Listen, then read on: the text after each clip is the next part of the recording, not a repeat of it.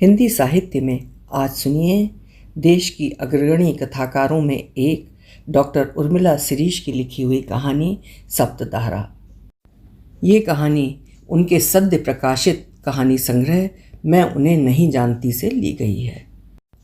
सर्वप्रथम उनके नई कहानी संग्रह मैं उन्हें नहीं जानती के लिए उन्हें मेरे और मेरे श्रोताओं की तरफ से हार्दिक बधाइयाँ। प्रस्तुत है उनकी कहानी सप्तधारा। जीजा जी, दीदी बहुत रो रही है। क्यों? आप बात कर लीजिए। क्या हुआ? भाभी बता रही थी कि तुमने बबीता के लिए प्लॉट खरीदा है और मकान बनवा रहे हो। पत्नी की रोती हुई आवाज़ सुनकर वे चौंके, फिर ये जानकर कि वो इसलिए रो रही है कि उन्होंने बबीता के लिए प्लॉट खरीदा है। उनका मन क्रोध से भर उठा। क्षण भर वो चुप रहे।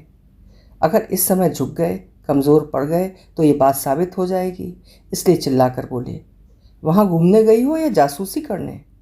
भाभी ने कह दिया और तुमने मान लिया? तुम इसलिए रो रही हो कि बबीता का मकान बन रहा है, उसकी खुशी पर तुम रो रही हो। यार, तुमसे ज़्यादा दुष्ट इंसान कोई होगा? तुम्हें इस बात पर तसल्ली नहीं है कि मैंने तुम्हारे नाम 100 करोड़ की प्रॉपर्टी कर दी, इसलिए खुश नहीं हो कि बेचारी बबीता का एक छोटा सा मकान बन रहा है।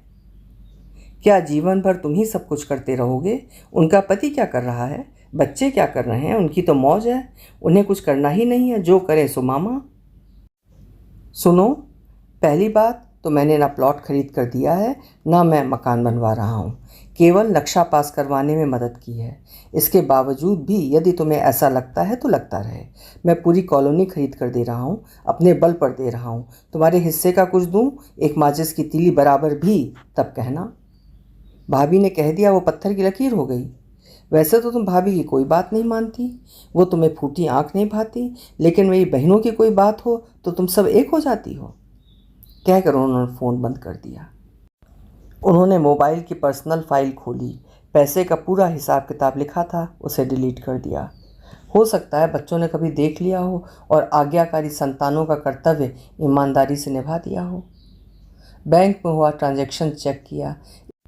इस अकाउंट को उनके अलावा कोई नहीं देखता है। बच्चे देख सकते हैं। क्या किया जाए, पैसे तो भेजने ही पड़ते हैं। भविष्य में किसी और के खाते से पैसे भेजे जा सकते हैं। उनका दिमाग तेजी से चल रहा था। अणिमा, तुम्हारे अकाउंट से कुछ पैसे ट्रांसफ़र किए जा सकते हैं? हाँ भैया, मैं 1-2 दिन में भिजवाता हूँ। देखो, किसी को पता नहीं चलना चाहिए। न जाने कौन शोभा को बता देता है, हमेशा लड़ती रहती है। कल रो रही थी। सोच सकती हो कि ये लोग सिर्फ इसलिए दुखी हो जाती हैं कि मैं तुम लोगों के लिए कुछ कर तो नहीं रहा हूँ। मैं लड़ चुका हूँ, समझा चुका हूँ कि तुम या तुम्हारे हिस्से में से कुछ करूँ तो शिकायत करो। सब कुछ गले तक भर दिया है। अब मैं अपनी हैरान परेशान जीवन भर से दूसरों के घरों में मजदूरों की तरह ज़िंदगी गुजार रही बहनों के लिए कुछ करना चाहता हूँ, तो तुम्हें कोई मतलब नहीं रखना चाहिए।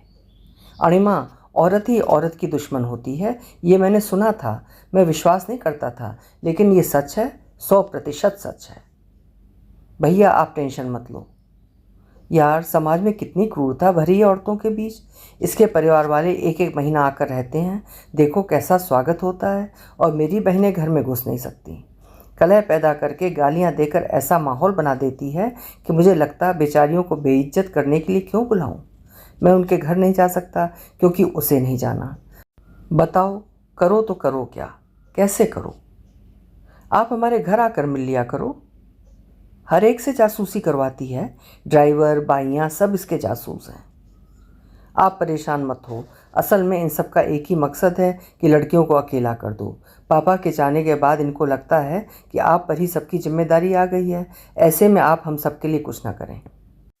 मेरा दिमाग खराब कर दिया है। अणिमा, मैं सबके लिए समान रूप से सोचता हूँ, वैसा ही करना चाहता हूँ। दीक्षा, रक्षा और सुरेखा ने तो अपना आधा जीवन इस परिवार को दिया था। हम सबके साथ काम किया था, लेकिन पापा ने कभी नहीं सोचा कि उनके भविष्य के लिए कुछ किया जाए। पैदा करके छोड़ दिया। बेवकूफ़ और दुष्ट लड़के ढूंढकर शादी कर दी। हमारी सोसाइटी की यही तो मानसिकता है कि बस लड़की की शादी कर दो, जिम्मेदारी ख़त्म। मैं इस मानसिकता को बदलना चाहता हूँ। शुरुआत मैंने अपने घर से की है। चारों बच्चों को समान रूप से अपनी संपत्ति का वारिस बनाया है। बाद में मुझे लगा मेरी बहनें किसका चेहरा देखेंगी, उनकी तो इस घर से रूट्स ही उखाड़ दी गई हैं। पराए घर की लड़कियां क्यों सोचेंगी, सोचना तो हमें है। जैसे जैसे उम्र बढ़ेगी 10 तरह की बीमारियां होंगी। बच्चे ध्यान देते हैं या नहीं, कौन करेगा उनके लिए। और ये घर की औरतें जिनका इस पैसा कमाने में ढेले भर का योगदान नहीं है, वे सब कुछ दबा कर बैठ गई हैं। उनका मन विचलित हो उठा। 1 साल हो गया कोई भी बहन घर में नहीं आ पाई है। जाने के लिए सोच नहीं पाते हैं क्योंकि वे साथ चलने को तैयार हो जाती।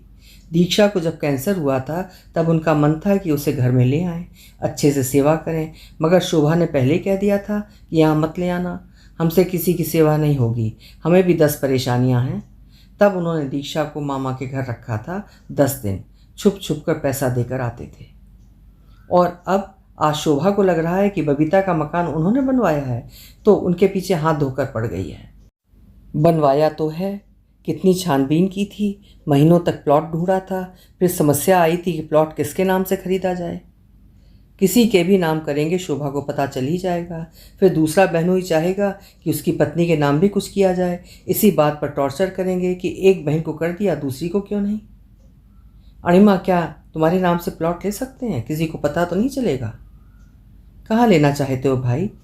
यहीं भोपाल में। तुम्हें आना पड़ेगा। आ जाएंगे। रात दिन एक करके उन्होंने प्लॉट ढूंढा, रजिस्ट्री करवाई, फिर मकान बनवाने का नक्शा पास करवाया। अनजाने में उनसे गलती हो गई थी। प्लॉट वाले का बड़े भाई के सामने फ़ोन आ गया था। भाई ने भाभी को बताया और भाभी ने शोभा को। ऐसा कब तक चलेगा? वे रात भर जागते और सोचते रहते। उनके सामने अपनी बहनों के उदास, मुरझाए, बेबस चेहरे खड़े हो जाते। जो कपड़े यहाँ बाइयों को दिए जाते थे वैसे कपड़े उनकी बहनें पहना करती थीं। बहनों के पास, वो भी उनके पतियों के पास, सबसे छोटी गाड़ियाँ थीं। बहनों का अपना कोई बैंक बैलेंस नहीं था। मकान क्या, एक कमरा तक नहीं था। पिता ने मध्यम वर्गीय परिवारों में रिश्ता करके छोड़ दिया था और पतियों ने उनको ये सोचकर कभी कोई हिस्सा नहीं दिया कि पैसे वाले परिवार की लड़कियां हैं, जाएं और अपने बाप से मांग कर लाएं या बाप उन्हें कोई काम करवाए। वे 2 परिवारों के बीच पिस रही थीं, मानसिक और शारीरिक यातना भोग रही थीं। चलती चक्की देखकर दिया कबीरा रोए, 2 पाटन के बीच में साबुत बचा न कोई। अणिमा दीक्षा को मारता है, शराब पीकर उसने उसका हाथ तोड़ दिया था। दीक्षा बता रही थी कि दिल्ली की सड़कों पर वो रात भर उसे लिए घूमता रहता था। पानी की बोतल में शराब होती और बगल में बीवी, पुलिस वालों को भरमाने के लिए। दीक्षा हाथ में फ़ोन नंबर लेकर बाहर पकड़ाने की कोशिश कर रही थी, लेकिन किसी ने उस पर्ची को न देखा न उठाया। वो उसका चश्मा उतारता और कहता, पढ़। बेचारी नहीं पढ़ पाती तो जोर का चाटा मारता। फिर कहता, अंधी, पढ़, बोर्ड पर क्या लिखा है, पढ़ती है कि नहीं। तब भी किसी का मन नहीं पसीजा। इतना कमीना था उसका पति कि 250 ग्राम सब्जी लाता और कढ़ाई को पोंछ कर रोटी खा लेता। वो हरी मिर्च और नमक से रोटी खाती थी। छाले पड़ गए थे उसके मुंह में। भाग्य से थक गई, बच्चों को पढ़ाने की खातिर यातनाएं सहन करती रही। जब भी वो आती, पापा अपनी सुरक्षा पहले देखते क्योंकि वो शराब पीकर गालियां देता था, फ़ोन करता था। दीक्षा फिर लौट कर चली जाती क्योंकि उसके पास ना तो अपना घर था और ना ही खर्च के लिए पैसे। और यहाँ हम लोग बंगले बनवा रहे थे, कारें खरीद रहे थे, फार्म हाउस बनवा रहे थे। मैं चीन गया था। एक रात मुझे लगा कुछ गड़बड़ है। घर फ़ोन किया तो दीक्षा वहीं आई थी। मैंने कहा, दीक्षा, ये कैसी किस्मत है कि हम विदेश में 5 स्टार होटल में सोने की कोशिश कर रहे हैं और तुम ऐसी हालत में हो। भाई, गलती तो हो गई। यही सब 10 साल पहले किया होता तो हम सबकी 10 साल ज़िंदगी बच गई होती। मैं सोच रहा हूँ कि इसी मकान को 2 मंजिला बना दिया जाए या बगल में एक प्लॉट खाली पड़ा है उसको भी खरीद लिया जाए। क्यों? एक बड़ा बंगला बन जाएगा, उसमें तुम 5 बहनों के कमरे होंगे, जब भी आओ आराम से रहो। कैसे हो पाएगा? आप कैसे कर पाओगे? जैसे इसका काम चल रहा है। आपके परिवार में क्लेश ना हो, पता ही नहीं चलेगा। सुनो, बबीता को बोलना कि वो अभी से कहना शुरू कर दे कि उसका अपना मकान बन रहा है और तुम भी कि तुम सब मिलकर मकान बनवा रही हो। भाई, किसी को बताने की क्या ज़रूरत है? देखो, पता तो चल ही जाता है। ठीक है भाई, जैसा आप ठीक समझो। फिर वे रात दिन एक ही मिशन में मसरूफ़ हो गए थे। हर रोज़ घूमने के बहाने प्लॉट पर जाते, साथ में रक्षा को बुला लेते, सारे कारीगरों और मज़दूरों को बताते कि ये मकान रक्षा मैडम बनवा रही हैं। शोभा से उनका मन मुटाव चल रहा था। वो हर रोज़ कोई ना कोई बहाना बनाती साथ में चलने का, लेकिन उन्होंने जानबूझकर नाराज़गी का बहाना बनाया हुआ था। इस बार सभी बहनों ने आने का प्रोग्राम बना लिया था। आसपास ही एक किराए का मकान ले लिया गया था, वहाँ सब इकट्ठी होने वाली थी। उन्होंने किराया भरा, सामान लाकर रखा और बबीता को सारी जिम्मेदारी सौंप दी। मकान एक पॉश कॉलोनी में था। शानदार बंगला, आसपास बड़े बड़े वृक्ष लगे थे, सामने स्कूल था, पीछे से डैम दिखाई देता था। खिड़की दरवाजे अभी लगने बाकी थे। पुताई का काम चल रहा था। कम से कम 3-4 महीने और लगेंगे। सुबह की चाय वहीं रखी गई थी, चाय के साथ समोसे, पोहा, जलेबी। आज का एजेंडा क्या है? भविष्य की प्लानिंग। आप ही बताओ। मकान बबीता का है पर अणिमा के नाम है। नॉमिनी बबीता की बेटियां हैं। जी। इस मकान की 7 चाबियां होंगी। 5 चाबियां तुम सबकी और एक मेरे पास रहेगी इमरजेंसी के लिए। और 7वीं चाबी लॉकर में रहेगी जो नॉमिनी की होगी। अब हम यहीं मिला करेंगे। और अणिमा, तुमने रिटायरमेंट के बाद अपना प्लॉट बेचकर ये मकान खरीदा है। इसके गृह प्रवेश में तुम हम सबको आमंत्रित करोगी। तुम सबसे बड़ी बहन हो, माँ के बाद तुम अपनी बहनों को अपने घर बुला सकती हो। बुलाना ही चाहिए तुम्हें। जी।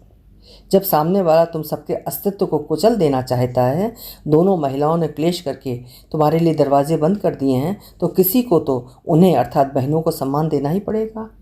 आज के बाद कोई भी बहन परेशान नहीं रहेगी।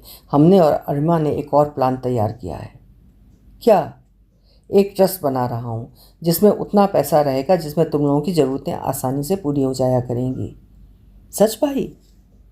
बहन, तुम लोगों ने भी तो कभी अपनी परेशानियों के बारे में खुलकर नहीं बताया था, और जब मुझे एहसास हुआ कि तुम सबकी ऐसी दुर्दशा है तो मैंने तत्काल इस दिशा में काम शुरू कर दिया था। वे आत्मग्लानि से भरे थे। और ठीक 5 माह बाद सप्तधारा नाम का ट्रस्ट बन गया था। 7 चाबियां तैयार हो गई थीं। गृह प्रवेश की तैयारियां चल रही थीं। मकान किसी और ने बनवाया था, नाम किसी और के था, और हर बहन का एक एक कमरा था जिसे वो अपना कमरा कह सकती हैं। और जिसने ये सब किया था वो अदृश्य रूप में हर जगह मौजूद तो था, पर सामने कहीं नहीं था। अभी आप सुन रहे थे डॉक्टर उर्मिला शिरीष की लिखी हुई एक उम्दा कहानी सप्तधारा। समाज में अक्सर देखा गया है कि पत्नी के डर से अक्सर भाई बहनों के लिए कुछ नहीं कर पाते हैं। सच बात है, औरत ही औरत की दुश्मन होती है। आशा है कहानी आपको पसंद आई होगी। पसंद आई है तो लाइक ज़रूर करिएगा। कल फिर मिलेंगे। आपका समय शुभ हो।